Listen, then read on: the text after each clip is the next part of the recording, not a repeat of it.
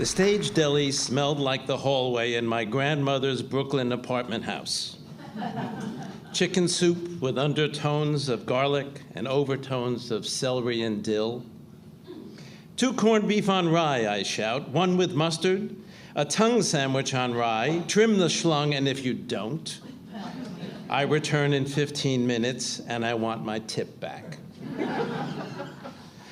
Oh, the food was not for me. I was the studio production assistant on the Ed Sullivan Show, the coffee boy. The previous season, I was backstage as a CBS page, answering phones, looking around the studio for so-and-so's agent, and once helping pull the Rolling Stones through the front door of the studio to avoid the mob at the stage door around the corner. But now I was in a suit and tie, schlepping to the Stage Deli for the producer and the director's lunch, a giant step up. A few shows into the '67 season, the cue card guy was promoted to full-time production assistant, and I was next in line for his job, a job I would keep for 4 seasons. I wrote down George Burns' act in his suite at the Plaza Hotel.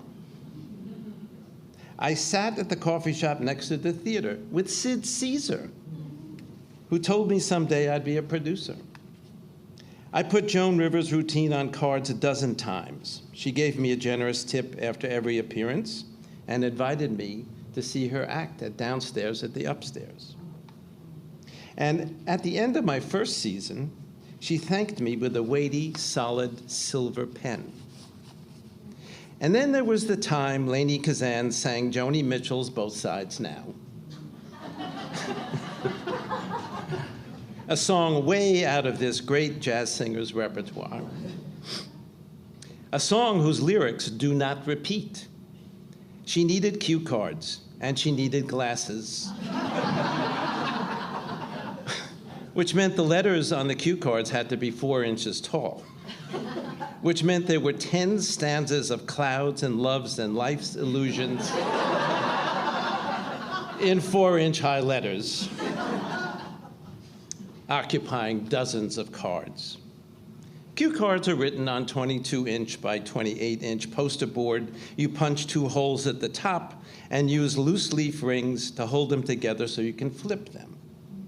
I would write in all capital letters with the liquid ink magic marker, the fumes from which could get you high as an elephant's eye.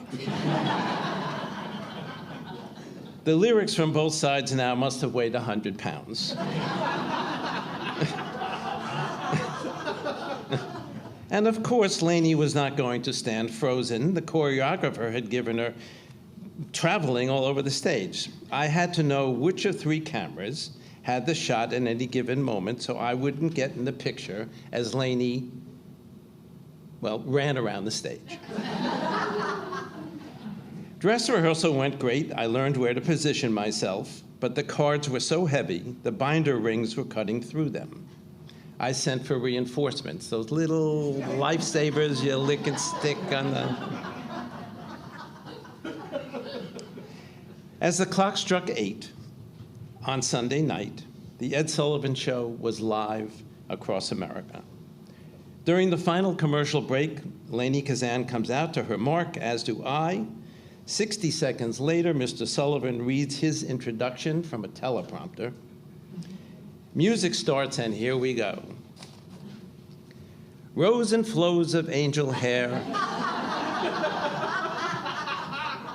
and ice cream castles in the air, and the very first card tears through the binder rings as I flip it. Rather than juggle, I toss the card into the snake pit of cables behind the center camera.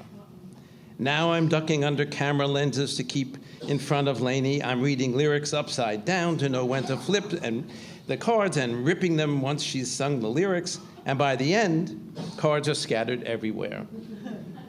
Lainey gets a huge ovation. And I have sweat rings down to the patch pockets of my suit jacket.